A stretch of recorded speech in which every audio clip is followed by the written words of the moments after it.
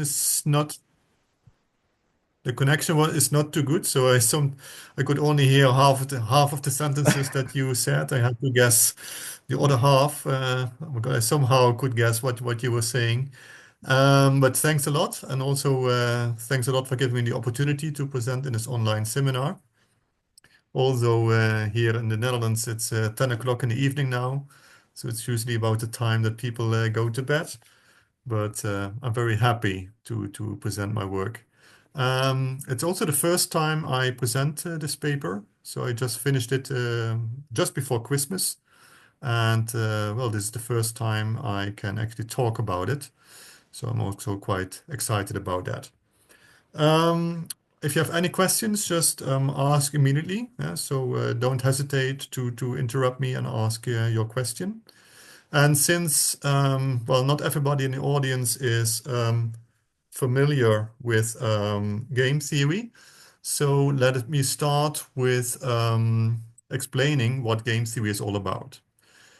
So game theory is actually an area where we deal with people like you and me, who have to make decisions, have to make choices. And important is that the final outcome does not only depend on the choice that you make, but also depends on the choices of others. And these situations are called games. So games are in general just situations where there are several people involved and where the outcome actually depends on the choices of all the people together.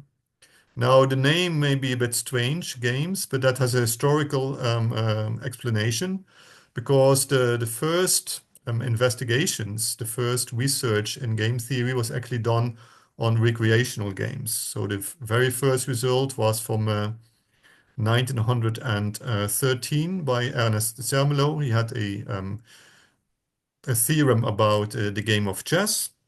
So what he actually proved was that in the game of chess, either white has a winning strategy, meaning that he has a strategy that will always guarantee him a win, no matter what black will do, or black has a winning strategy, or both white and black have a strategy that guarantee them at least a draw.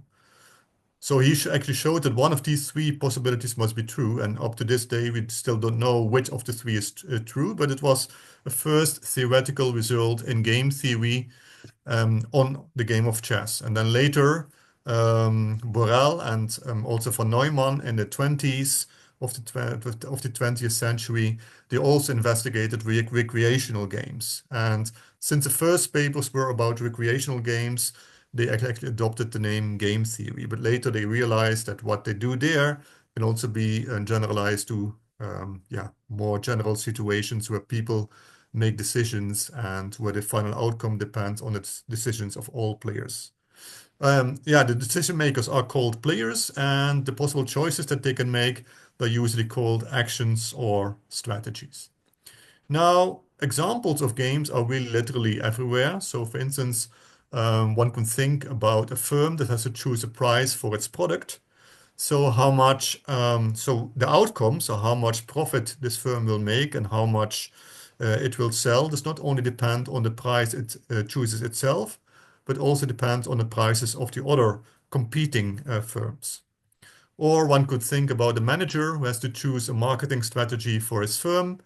How successful this marketing strategy is does not only depend on his own strategy, but also on the marketing strategies of competing firms. Or if you are a bidder in an auction, whether you will get the item or not and how much you will have to pay does not only depend on your own bid, but also depends on the bids of others. Or more classically, we can also play a game of chess, right? A recreational game. And that would also classify, of course, as a game because the final outcome, whether you will win or lose or make a draw, does not only depend on your own strategy, but also on the strategy of your opponent. So they are actually games or situations that pop up everywhere in everyday life, but also on a more professional level. Now we distinguish between static games and dynamic games. So static games are games where every player only makes one choice and where a player has no information whatsoever about the choices of the others. Now, in dynamic games, which is actually the type of game that I have investigated in the paper that I will present, In dynamic games, players may actually make more than one choice, and they may also choose one after the other. So first player one makes a move, then player two makes a move, then player one again, and so on. And a player may also completely or partially observe what the other players have done in the past. And in a dynamic game, these situations where players have to make a choice, they're called information sets.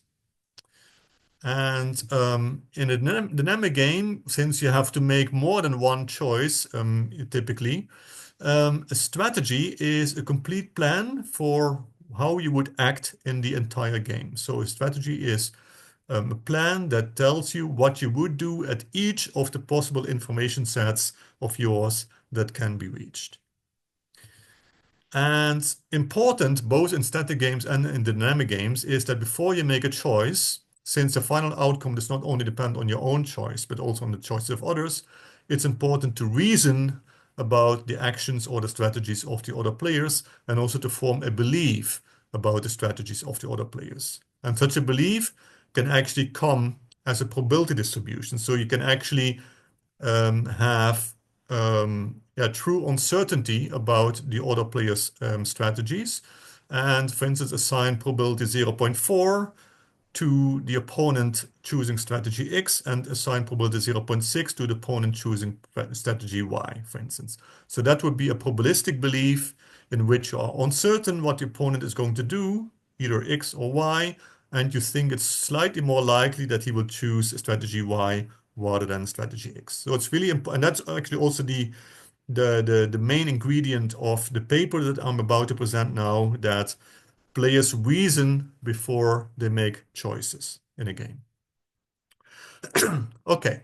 Um, Now let us turn to my paper. So in this paper, I investigate dynamic games. And as I already said, right, to make a good decision in a dynamic game, it's important to reason about the behavior of the other players. More specifically, at each of your information sets, it's important that you reason about the rationality of the other players at all or at least some of their information sets. And by rationality, I mean that you choose a strategy which is optimal given the belief that you have about the other player's strategies. Yeah, so to choose rationally means to implement a strategy that is optimal given what you think that others are going to do. Now, in game theory, especially in dynamic games, there are several reasoning concepts that actually incorporate reasoning before players make choices.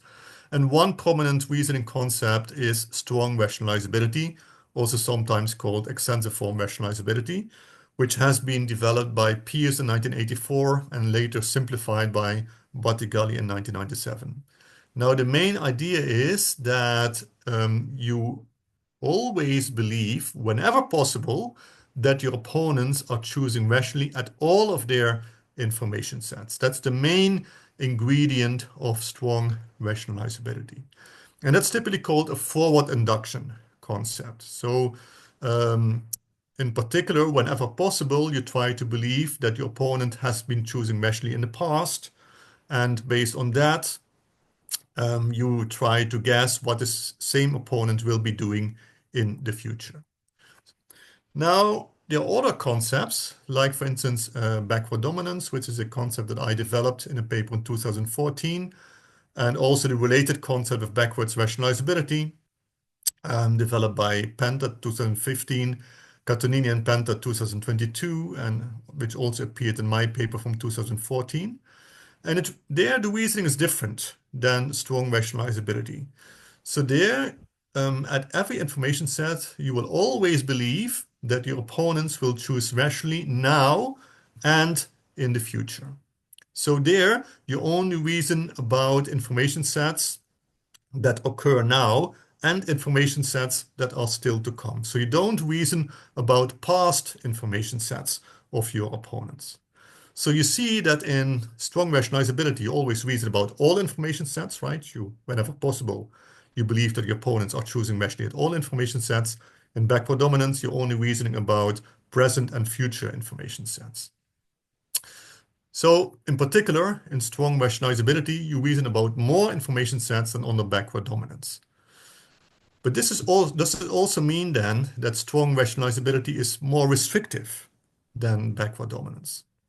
Well, as we'll see now in example, this is not true in terms of strategies. So it may still happen that in terms of strategies, strong rationalizability is not more restrictive than backward dominance, although in strong rationalizability, they reason about more information sets than in backward dominance. Now here's an example. Okay, let me first of all explain how you should read this game. So we start here at information set H1, where player 1 has to choose between action A and action B. Then if he chooses action A, the game is over.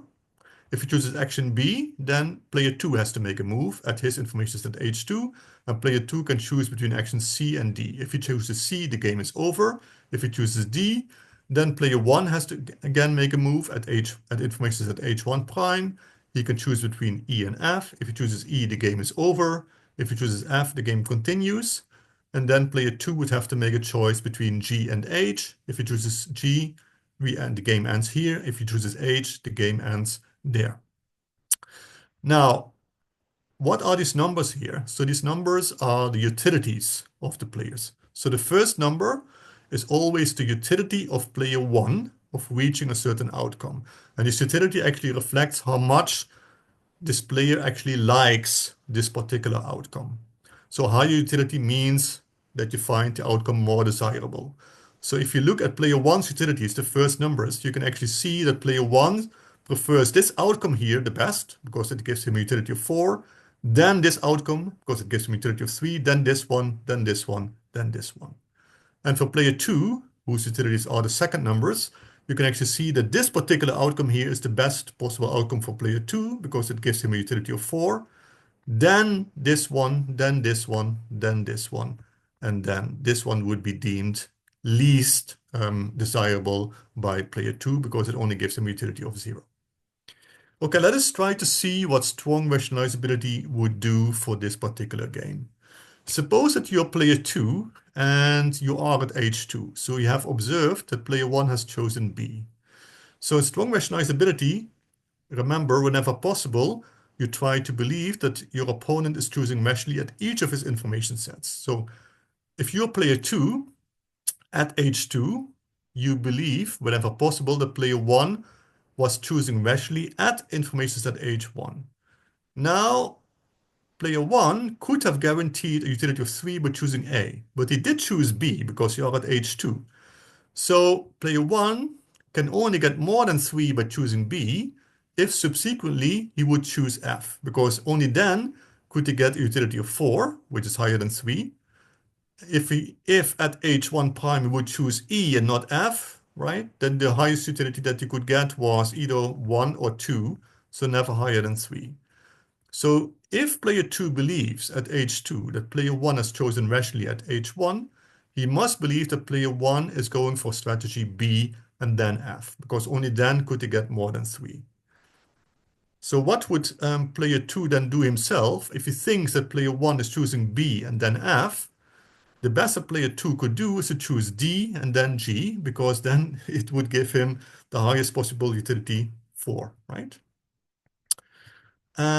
Well, but if player 1 anticipates on that, if player 1 thinks that player 2 would indeed choose D and then G if he would choose B, then player 1 by choosing B expects to get, let me see, player 2 chooses D, and then the best that player 1 could do is to choose E here. So the best that he could get is 1. So then it's actually better for him to choose A. So player 1 would eventually choose A. But important is that in strong rationalizability, player 2 would choose a strategy D and then G. Now let us see what the other concept, backward dominance, would actually have to say for this particular game. So remember that in backward dominance, you only reason about future information sets, right? So that's also what I indicated here. Every player only reasons about future information sets. So at every information set, you believe that your opponent will choose rationally in the future. So if you're player 2, and again, you have observed that player 1 has chosen B, because you're at H2, you actually believe that player 1 will choose rashly at the future information set H1 prime, and also you believe that player 1 believes at H1 prime that player 2, so you yourself, will choose rashly at the future information set H2 prime. Now, what consequences does that have? If player 1 really believes that player 2 would choose rashly at H2 prime, well, at H2 prime, player 2 would of course choose G, because it would give him the highest utility 4. So player 1 would think that player 2 would choose G. So player 1 at H1 prime would then, let me see, if he chooses E, he would get 1. If he chooses F, he thinks that player 2 would choose G, he would get 0. So player 1 would choose E, right? So if player 2 believes that player 1 would choose rashly in the future at H1 prime, and player 2 believes that player 1 believes that player 2 will choose rashly at H2 prime in the future, then player 2 believes that player 1 will choose E, so B and then E. But then what is the best that player 2 could then do? If player 2 would choose C, he gets 2. If he chooses D, he thinks that player 1 would choose E in response, he only gets 1. So now the best strategy for player 2 is to choose C. So you see that although in backward dominance, players reason about less information sets than in strong rationalizability, um, strong rationalizability is not more restrictive in terms of strategies, because under strong rationalizability and backward dominance, there is always a unique strategy for player 2 that he can rationally choose, but these unique strategies are different. So under strong rationalizability, player 2 would uniquely go for D, G. Under backward dominance, he would uniquely go for strategy C. So although strong rationalizability reasons about more information sets than backward dominance, it's not more restrictive in terms of strategies. But also here, what would player 1 do? Player 1 thinks that player 2 would choose C. So player 1, by choosing A, would get 3. If he chooses B, he thinks that player 2 would choose C, he would get 2. So the best that player 1 can do is to choose A. So in both cases, under strong rationalizability and also backward dominance, player 1 would always choose A. So this means that both concepts, strong rationalizability and backward dominance, they lead to the same outcome. Namely, that the player 1 would choose A, and then the game ends. And this is also what we call the backward induction outcome. So actually the reasoning that we did with backward dominance is usually what we call backward induction. Yeah, that's the backward induction reasoning. Okay, so we see that in this game, strong rationalizability and backward dominance lead to the same outcome, the backward induction outcome. And this is not a coincidence, because Battigalli has shown in a paper 1997 that in every game with perfect information and no relevant ties, I will explain in a second what this means, it's always the case that strong rationalizability and backward dominance always lead to the same outcome, namely the backward induction outcome. So it's not only true in this game, but it's actually true for every game with perfect information that has no relevant ties. So what do we mean by a game with perfect information? It means that every player um, um, that at every information set, there's only one player making a choice. So there are never simultaneous moves by players, like here, right? So at the beginning, only player 1 makes a choice, then only player 2 makes a choice, then only player 1, then only player 2. And no relevant time. And also that a player, when he makes his choice, knows exactly what the other players have done in the past, which is also true here, right? For instance, at H1 prime, player 1 knows that player 2 has chosen D, and that he himself has chosen B, and so on. And no relevant ties means that when a player has to make a choice at an information set, then different choices for him will always lead to different utilities.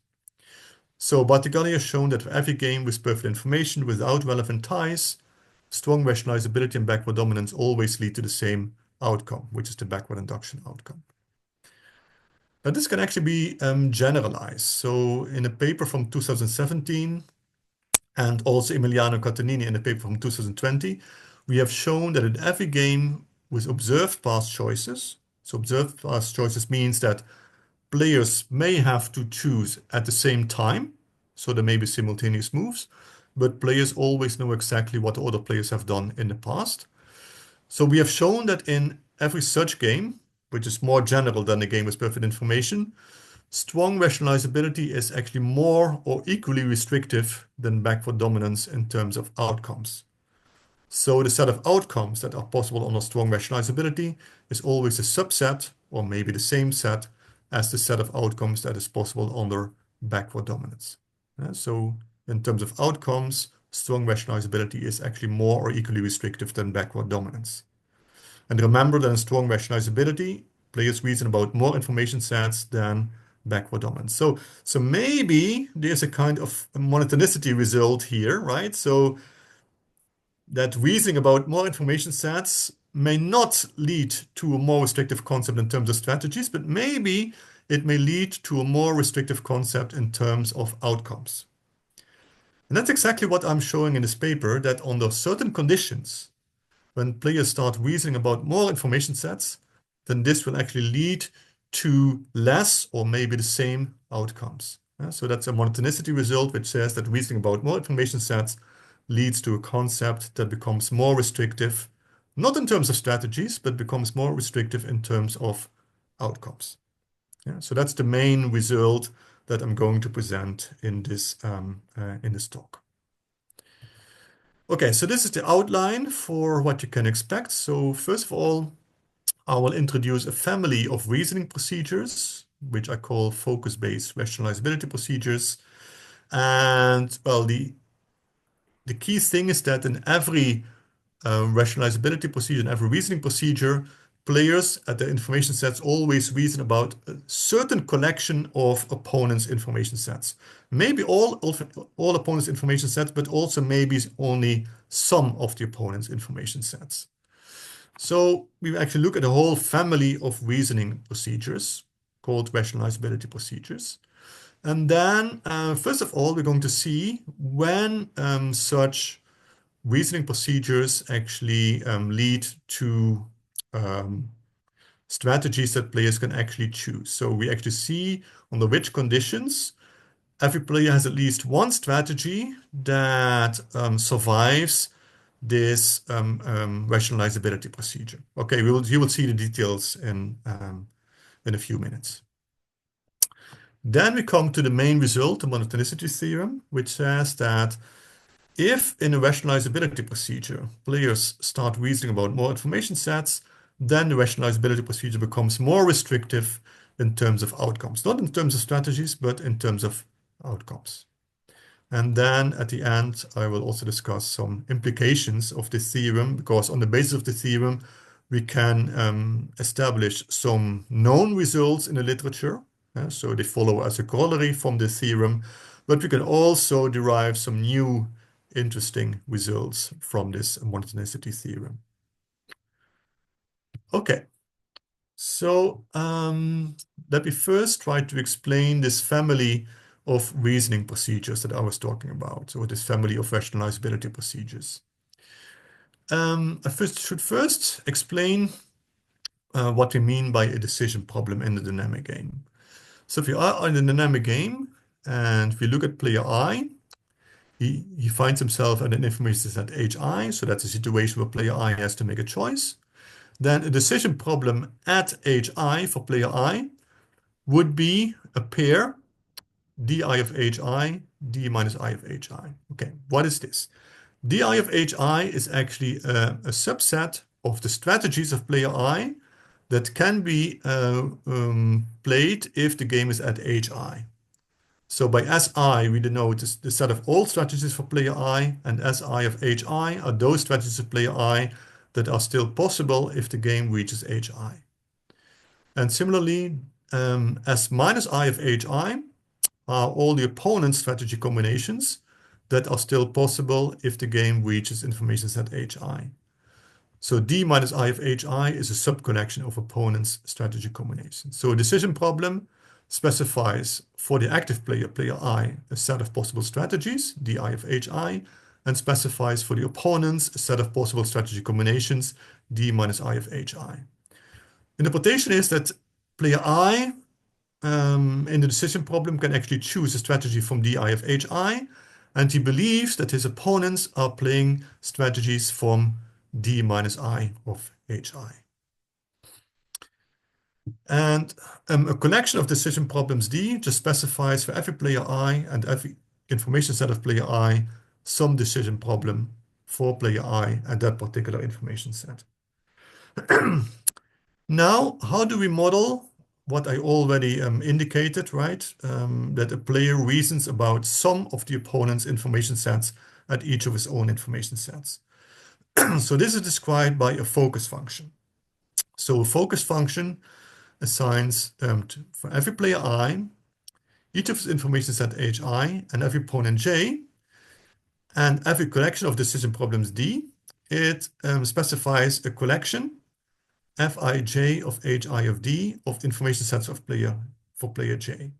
And the interpretation is that this set here, right, this collection of information sets, these are precisely the information sets of player j that player I reasons about when he finds himself at the information set hi, and if the current collection of decision problems is D. Yeah? So focus function prescribes at every information set the collection of opponent's information set that this player reasons about at this particular information set. So if we look at the strong rationalizability concept that we already discussed, there we saw that a player, whenever possible, believes that his opponents will choose rationally at all information sets. So player always reasons about all information sets of the opponents. So the corresponding focus function would say that at every information set hi, you would always reason about all the information sets of player j. So capital Hij are all the information sets of player j. So you always reason about all the information sets of your opponents. Backward dominance, remember, means that at every information set you only reason about information sets that are that are actually simultaneous with the information set where you are at, and you reason about future information sets. So the corresponding focus function would then say that every information set hi, you will reason about those information sets of player j that weakly follow the information set hi where you are at. By weakly follow, I mean that information set hj either follows hi or it is simultaneous with hi. So in other words, you always reason about present and future information sets of your opponents. Okay, now we will see that a focus function will induce a rationalizability procedure, which actually is an iterated elimination procedure or a reduction procedure, where in every round we eliminate strategies at all of the information sets. Okay, to explain how this works, let me first explain what we mean by a reduction operator. So what a reduction operator does is it starts from a collection of decision problems D, and as an output, it gives us a smaller collection of decision problems R of D. So R of D is obtained from the collection of decision problems D if we actually throw away some strategies at some of the information sets, right? So it turns the collection of decision problems D into a smaller collection of decision problems R of D. That's a reduction operator. Now, if we start from a collection of decision problems D, we can not only apply the reduction operator once, but we can also apply it twice, 3 times, or k times. So Rk of D is just the k-fold application of the reduction operator R to the decision problem D. Yeah, so we apply the reduction operator once, then twice, and so on, k times. D full is actually the collection of full decision problems, where at every information set hi, we still have all the strategies for player I and all the opponent strategy combinations that are possible at hi. Yeah, so that's the largest collection of decision problems that you can start from. So such a reduction operator R actually induces an iterated reduction procedure where in every step you actually reduce the collection of decision problems more and more and more. And how would this work? Well, you just start from the full collection of full decision problems, right? Then you apply the reduction operator once. So you actually make this collection of decision problems smaller. You apply it again. So you apply it 2 times. So you make the collection of decision problems even smaller, and so on and so on. And since we assume that the games are always finite, so there are finitely many information sets, finitely many strategies, this means that there are also finitely many collections of decision problems possible. This means that this iterated reduction procedure has to terminate after finitely many rounds. Now we'll see that every focus function f, which again describes what information sets the players reason about when they find themselves at a given information set. We'll see that every such focus function will induce a specific reduction operator that we call Rf. How does it work? How does this reduction operator work? Now we start from a collection of decision problems D, and then the reduction operator Rf turns D into a smaller collection of decision problems E, which is Rf of D, and it is defined as follows. So at every information set Hi of player I, we ask the following question.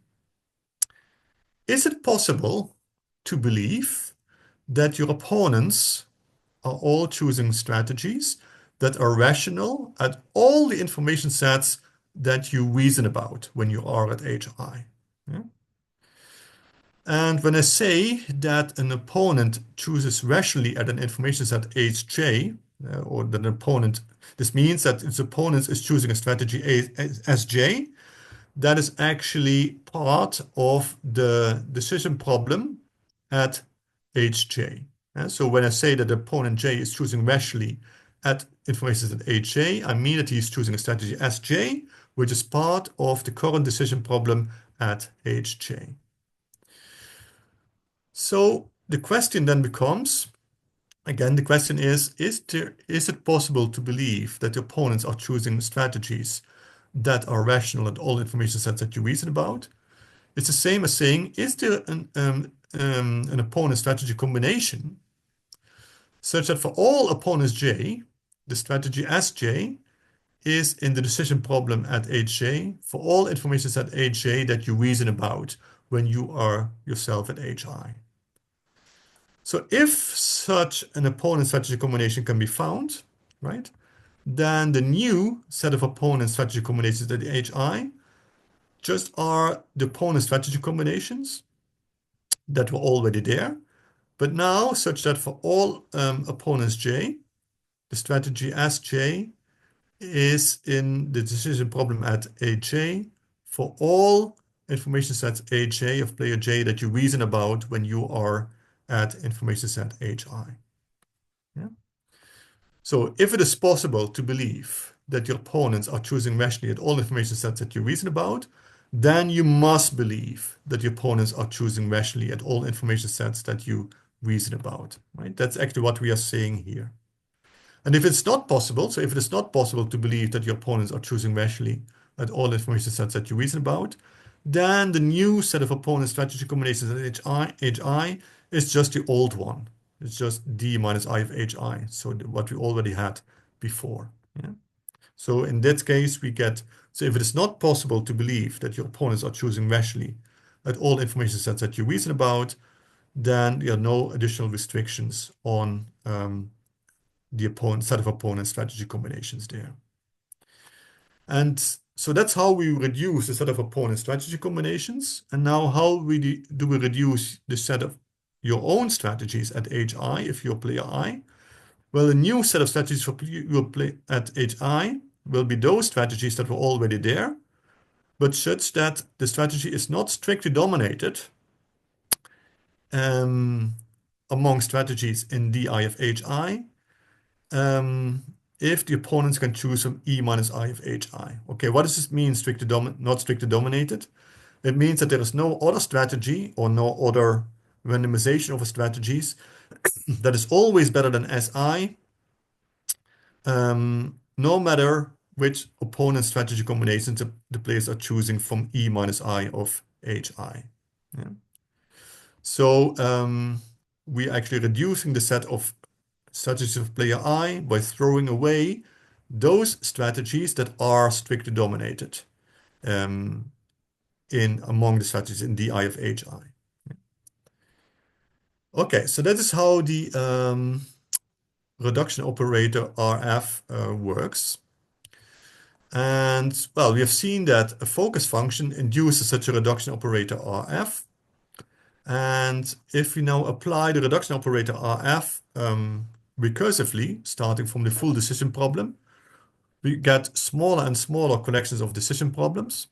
And yeah, the sequence of ever shrinking collections of decision problems that we get, this is called the F rationalizability procedure. So it's a sequence of nested, ever shrinking collections of decision problems. And since the dynamic game is finite, it has to converge after finitely many rounds. So the collection of decision problems that you get at the end, I denoted by RF infinity of the full, right? So you start from the full collection of decision problems, and then you iteratively apply the reduction operator RF until you can go no further. And then we say the strategy SI is F rationalizable if it is actually part of the final decision problem at every information set that can be reached by that strategy. So strategy is F rationalizable if at every information set it always survives all the elimination rounds there. Yeah. Okay, so now let us now try to see that. So we have now defined a family of rationalizability procedures. And actually turns out that most rationalizability procedures in the literature, most existing rationalizability procedures, can be modeled as a member of this family. So let us, for instance, look at the elimination procedure that belongs to strong rationalizability.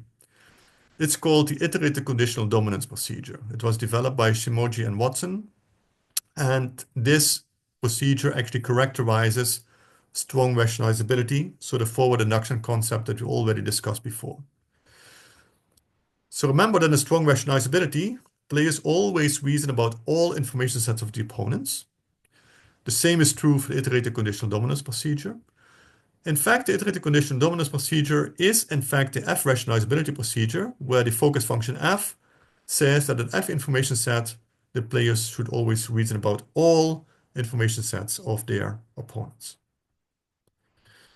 The backward dominance procedure, remember, a player always believes that his opponents choose rationally now and in the future. So players only reason about present and future information sets. So the backward dominance procedure is exactly the F rationalizability procedure, where the focus function F says that at F information set, you should only reason about information sets that weakly follow your own information set. And there is also a procedure, for instance, developed by Ben Perot in 1997, which I call the Ben Perot procedure. And the idea is that at the beginning of the game, players believe that opponents will always choose rationally at all information sets. But later on in the game, players actually do not reason anymore about the rationality of their opponents. So players only reason about the rationality of the opponents at the beginning of the game. So this can be modeled as an F rationalizability procedure, where at the beginning of the game, the players reason about all information sets, and at all information sets that are not the beginning of the game, so that every further information set, the players actually reason about no information sets, right? So you see that at least these rationalizability procedures can all be modeled as members of our family of focus-based rationalizability procedures. Now, the first question I would like to investigate is, well, under what conditions on the focus function F do F rationalizable strategies actually exist? So that's the first question that I'm trying to answer in the paper. And well, the conditions that I need are the following. So the first condition on the focus function is that it must be individually forward decreasing.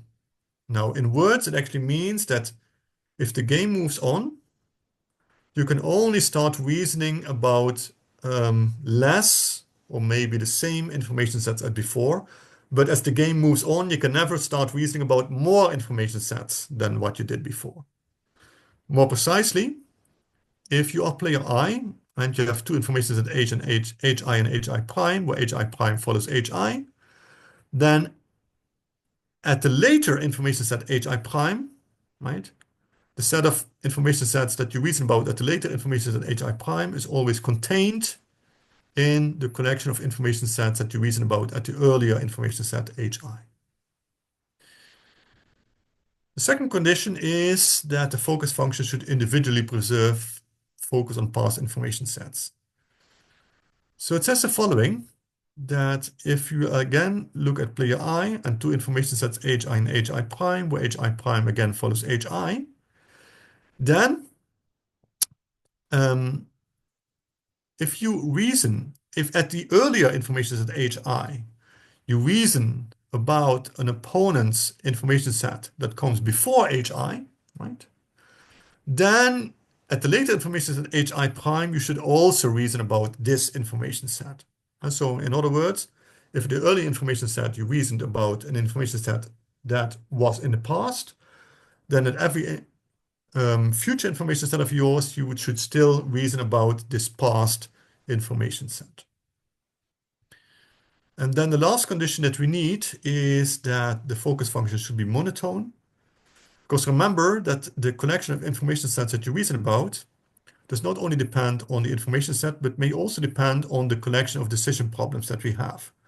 So it may also depend on how many strategies we have already eliminated at the information sets. And monotonicity says that if we look at two collections of decision problems, D and E, where D is actually smaller than E, yeah, then at the bigger, let me see, the collection of opponents' information sets that you reason about at the bigger collection of decision problems E is contained in the collection of decision problems that you reason about at the smaller collection of decision problems D.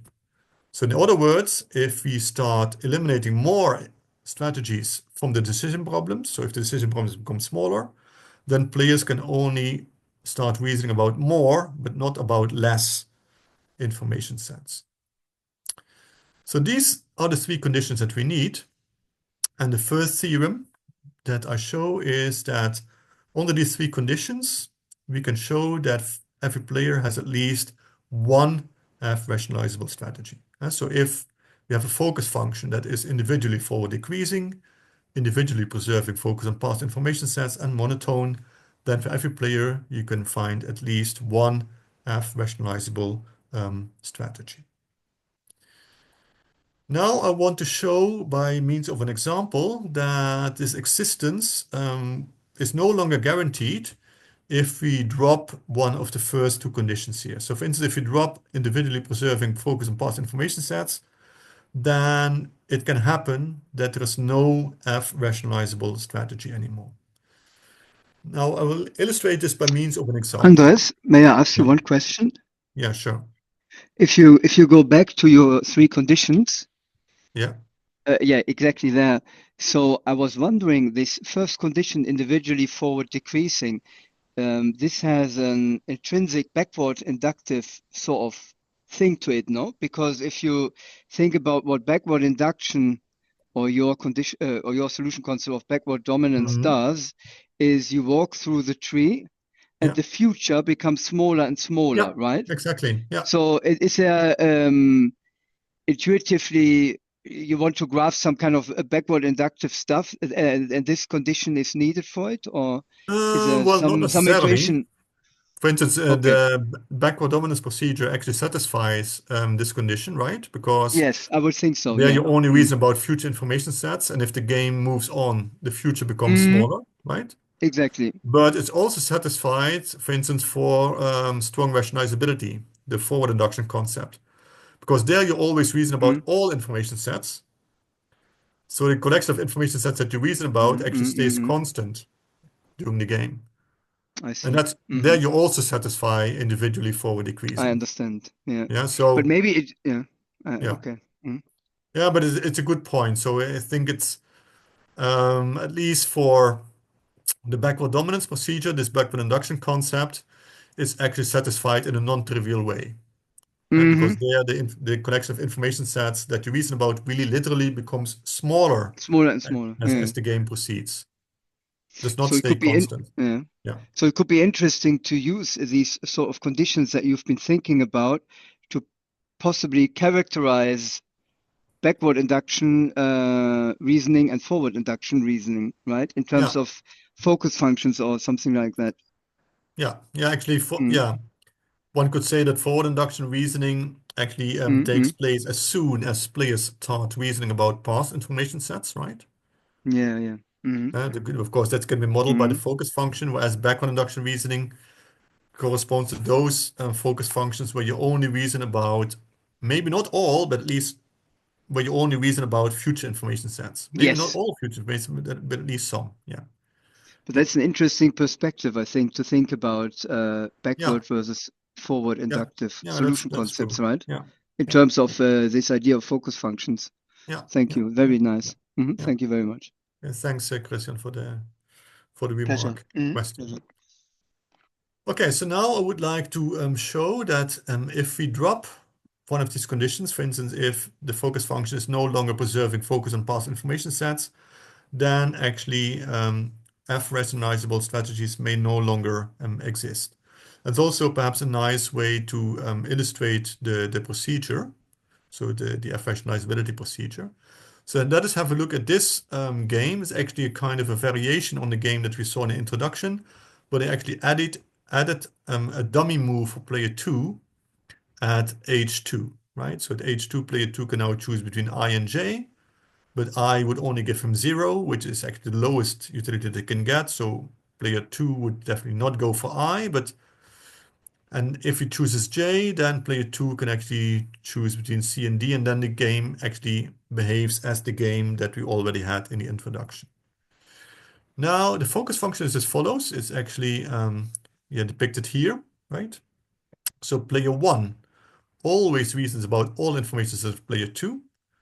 Player 2 at H2 reasons about all information sets of player 1, but player 2 at H2 prime, he only reasons about information set H1 prime, which is here.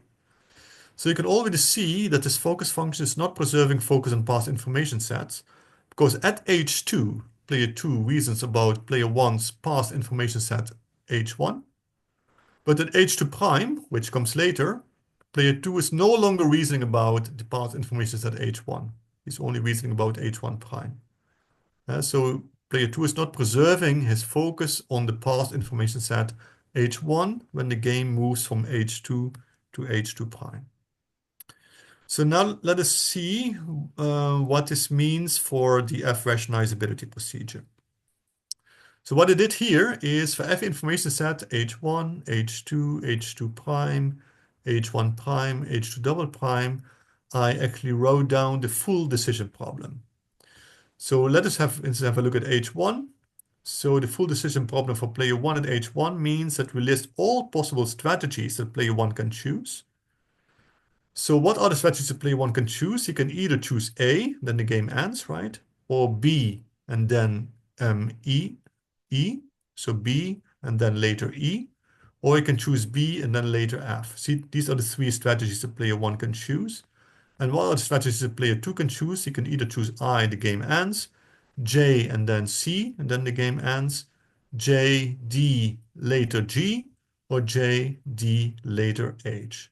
So these are the four strategies for player 2. And then I always denoted here the corresponding utility for player 1, because player 1 is the player who is active at H1.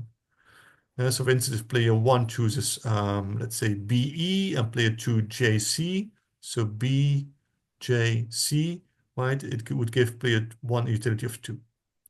And then at H2, for instance, I listed all the possible strategies of player 2 that are still possible at H2, which are all the strategies, and the opponent strategies, so the strategy for player 1, that is still possible at H2. But at H2, it's clear that player 1 has chosen B, not A. So the only remaining strategies of player 1 would be BE and BF. And here I have then denoted the corresponding utilities for player 2, and so on. Okay, now how does the f-rationalizability procedure start? Well, at the beginning, we start by identifying strategies that are strictly dominated at some information set. So strategies that are always worse than some other strategy, no matter what the opponent does. So you can see that at H1, strategy BE for player 1 is strictly dominated by A, because A always gives him 3, BE gives him at most 2. So we can actually eliminate BE. Yeah. At player 2's information is at H2. We see that I and JDH are both strictly dominated by JC, because JC would give him 2 for sure. I and JDH gives him at most 1. At H2 prime, we see that JDH is strictly dominated by JC. JC gives him 2 for sure. JDH at most 1. And then we go to H1 prime. There nothing is strictly dominated for player 1. And H2 double prime, we see that GDH gives 0, GDG gives 4, so GDH is strictly dominated. Okay. Now round 2 starts. In round 2 we start by eliminating opponents' strategies at the information sets. Because remember, at every information set, a player believes whenever possible that his opponent chooses rationally at all information sets that he reasons about. Okay. At H1, player 1 reasons about all information sets of player 2. So we eliminate all strategies for player 2 that are not rational at some information set of player 2.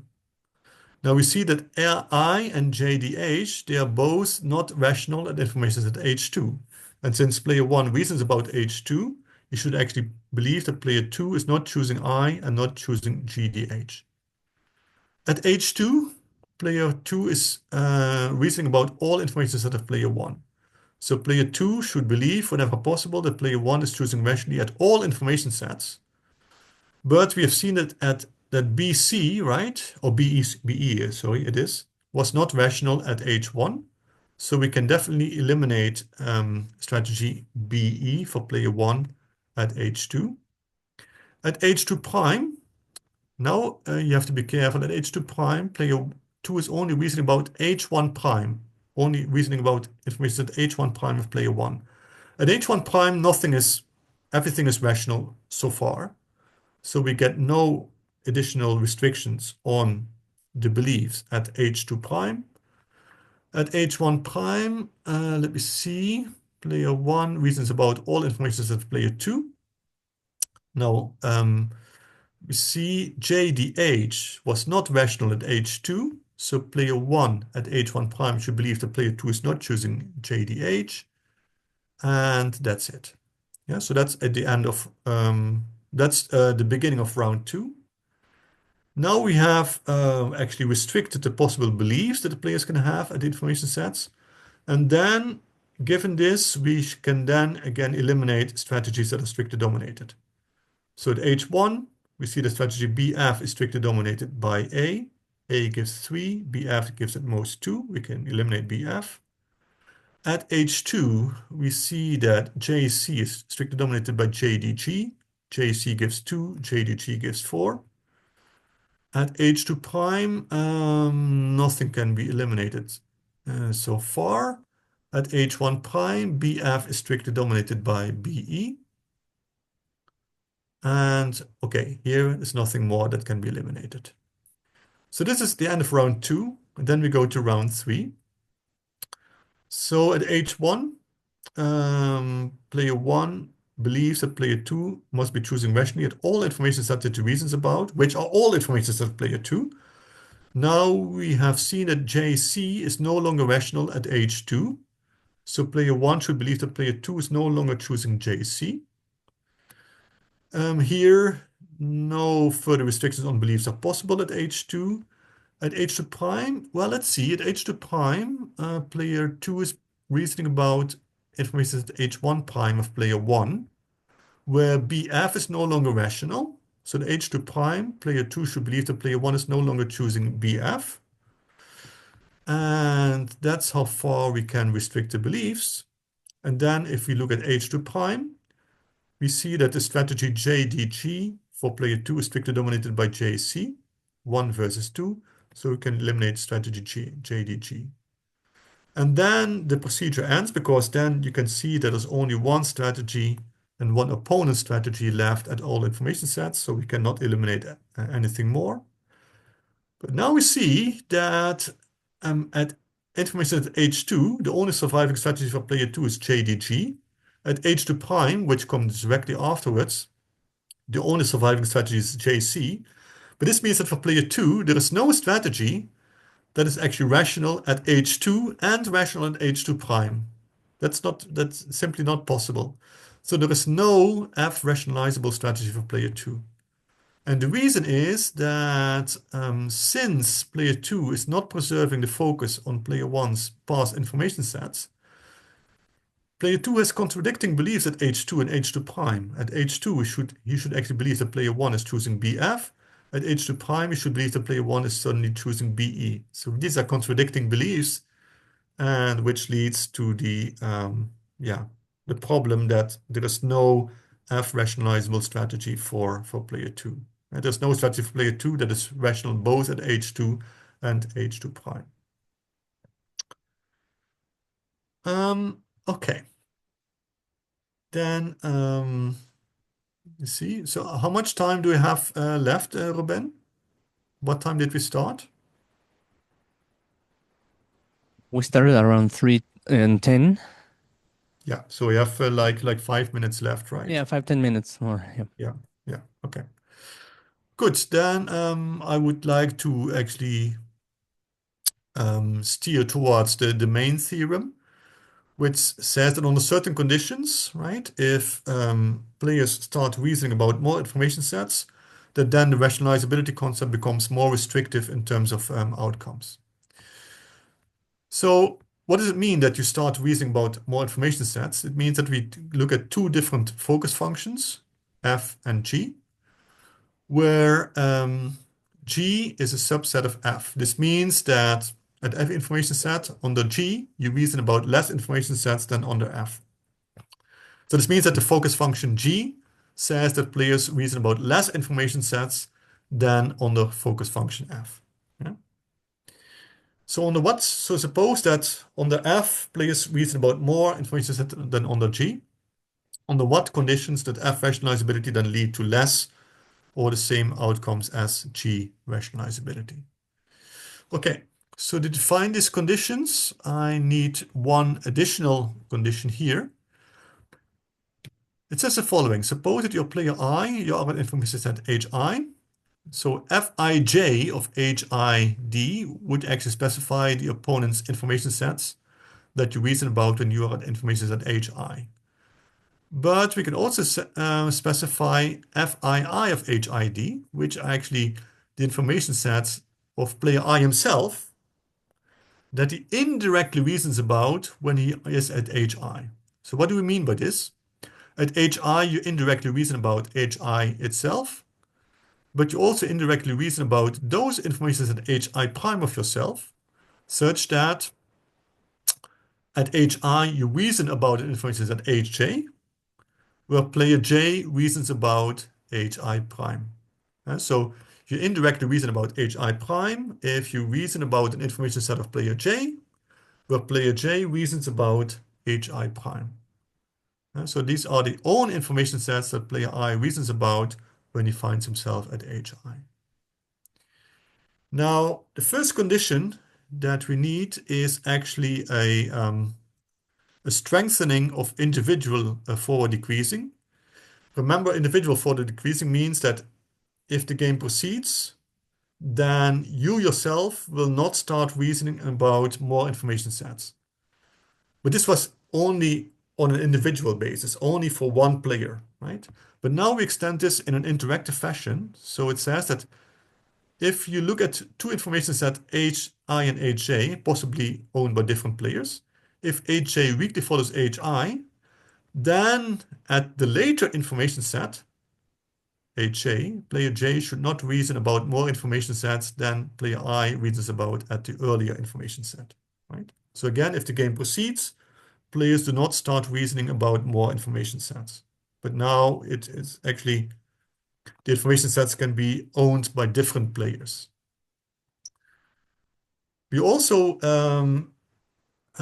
strengthen the individual preservation of focus on past information sets to collective preservation of focus on past information sets. It says the following: suppose that we are again looking at two information sets, HI and HJ, where HJ weakly follows HI, possibly belonging to different players. Then, if player I at the early information set HI reasons about an information set of player K that comes before HI, then player J at the later information set HJ should also reason about that earlier, at that past information set for player K. Transitively closed actually means that if at information set HI you reason about an information set HJ, and player J at information set HJ reasons about information set HK, then player I at HI should already have directly reasoned about HK. So if you reason about an opponent's information set where the opponent reasons about HK, then you should already directly reason about HK yourself. And then the last condition is a little bit more technical. It says that if we have two focus functions f and g and two collections of decision problems d and e, where e has the following form: e is obtained if we first apply g rationalizability for m rounds and then apply k rationalizability for f rationalizability for k rounds, sorry. Then we say that d is a gf semi-direct reduction of e if either d is obtained from e if we apply one more round of g rationalizability, or if we apply one less round of g rationalizability but apply one more round of f rationalizability, right? If that's the case, then we say that d is a gf semi-reduction of e. And then the last condition that we need is that f should be monotone with respect to g, which says that if the collection of decision problems d is a g, or this is the type, it should be gf semi-direction of e, then at the semi-reduction, then at the, e, right, players should not reason about more information sets than at the semi-reduction d. So this means that when we go from e to a semi-reduction d, then players can only reason about more, but not about less information sets. Okay, this is the main theorem, and then I will stop. So the main theorem says that if we have two focus functions f and g, where at f players reason about more information sets than at g. Now suppose that both focus functions satisfy the conditions that we needed for the existence. So they're both individually forward decreasing, individually preserving focus on past information sets, and monotone. Suppose, moreover, that f, so the focus function where players start reasoning about more information sets, satisfies the following conditions: that it is collectively forward decreasing, collectively preserving focus on past information sets, transitively closed, and monotone with respect to g. Then the following is true. So let me first start with B. Then every outcome on the F rationalizability is also an outcome on the G rationalizability. So this means that in terms of outcomes, F rationalizability is more restrictive or equally restrictive than G rationalizability. So under these conditions, right, if players start reasoning about more information sets, then the rationalizability concept becomes more restrictive in terms of outcomes. But actually we can show something stronger, that under these conditions, the outcomes that are possible if we apply F rationalizability are exactly the same as the outcomes that we get if you first apply G rationalizability. So apply G rationalizability until you can go no further. And then from that moment on, apply F rationalizability. Then you get the same outcomes as when you would apply F rationalizability from the beginning. And actually, A implies B, because if you first apply G rationalizability and then F rationalizability, of course, the outcomes that you get are a subset of the outcomes that you get if we only apply G rationalizability. And then the last thing says that if in the focus function F, players only reason about present and future information sets, like in backward dominance procedure, then every F rationalizable strategy is also G rationalizable. So if play is only reason about present and future information sets, then the monotonicity result does not only hold in terms of outcomes, but even in terms of strategies. Okay, I think I should stop here. Okay. Well, thanks.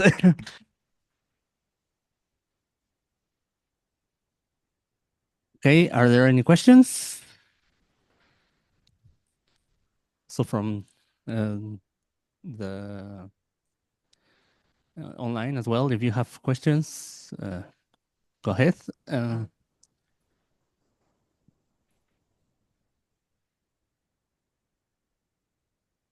Okay, well, I do have one question. So I see that mostly these ideas of reasoning about these focus functions have been used for this these concepts of strong rationalizability and backwards induction, but those, well, I was thinking about our concept of thinking also about the past, about restricted past rationality.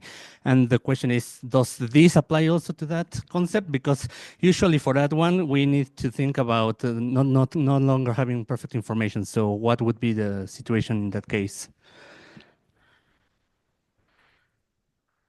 Okay, so again, okay. I only hear half of the sentences that you say because then the connection breaks down.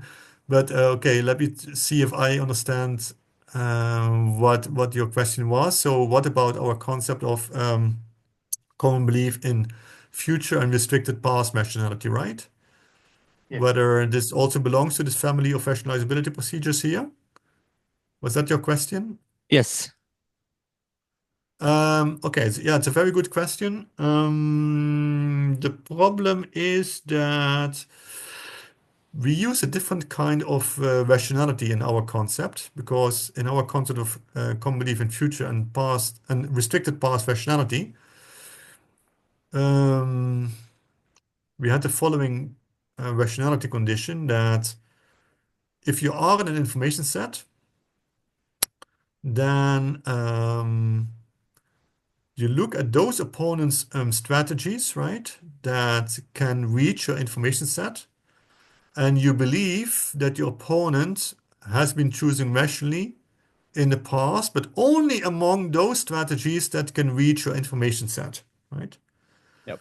And which is actually a weaker kind of rationality than the rationality that we use here, because rationality in this framework always means that the strategies should be optimal amongst all the strategies that you can choose at a given information set, and not only amongst those strategies that lead to a certain information set in the future. So in our concept, we're actually using a weaker notion of rationality, which actually means that it does not formally fit into this class of this family of rationalizability procedures here. Okay. Yeah. I mean, I would be wondering then if it's possible to, in some way, figure out how maybe some sense of this theorem or some kind of it could also then apply in those instances. But well, we'll have to see. Yeah. Okay. Any other questions? Maybe Andres, if I may ask another question. So if you look at your theorem, the big theorem, it covers more than the slide almost. But but so if you look at points B and C, you have a monotonicity about outcomes and monotonicity also about strategies. Could you maybe say something about the intuition why this future belief stuff is needed if you want the monotonicity for the strategies, and maybe also in general. So that's the first part of the question. Secondly, also in general, why it is harder to get monotonicity for the strategies as opposed to the outcomes. Yeah. Yeah. Yeah, very good point. So let me start with the first question. So, Sure. um, why can you only get monotonicity in terms of strategies if you only reason about present and future information sets? Now, the reason is Mm-hmm. that if you reason about past information sets, right, Mm-hmm. then the rationalizability procedure says that whenever possible, you should believe that the opponent has been choosing rationally at certain information sets in the past, right? Mm-hmm. This will actually give rise to a non-monotonic belief operator. And it's Mm-hmm. because of this non-monotonicity Mm-hmm. that you don't get monotonicity in terms of strategies anymore. Okay. Mm-hmm. This monotonicity in terms of strategies you only get when this belief operator is monotonic, and that holds precisely when you do not reason about past information sets. So if you do not reason about past information sets, it's always possible, Mm-hmm. no matter what has happened in the game so far, it's always possible to believe that the opponent is choosing rationally in the present and in the future. That's always Okay. Yeah, possible. I get it. Yeah. So this whenever Mm-hmm. possible clause becomes an always possible clause, right? And that makes I the see. belief operator Yeah. monotonic. Mm. And there you can actually use a rather standard inductive proof to show that you get monotonicity in terms of strategies. Mm-hmm.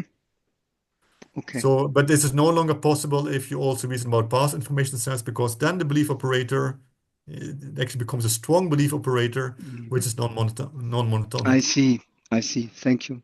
Yeah, I see. And yeah, why is it actually more difficult to get monotonicity in terms of strategies? Yeah, actually because of the reason that I just said. Yeah, I As soon understand. as you have a Yeah. non-monotonic belief operator, Mm-hmm.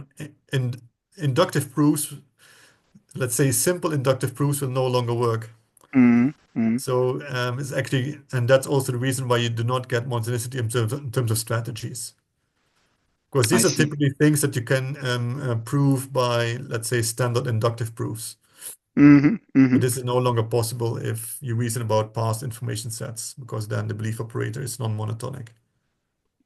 I see. Thank you very much. Okay, any other questions?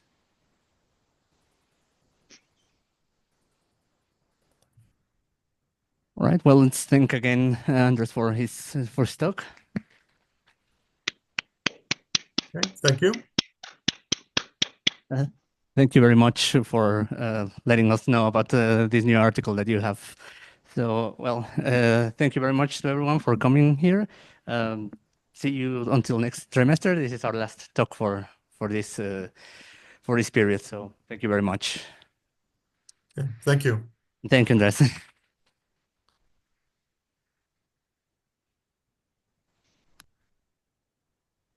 All right, Andres.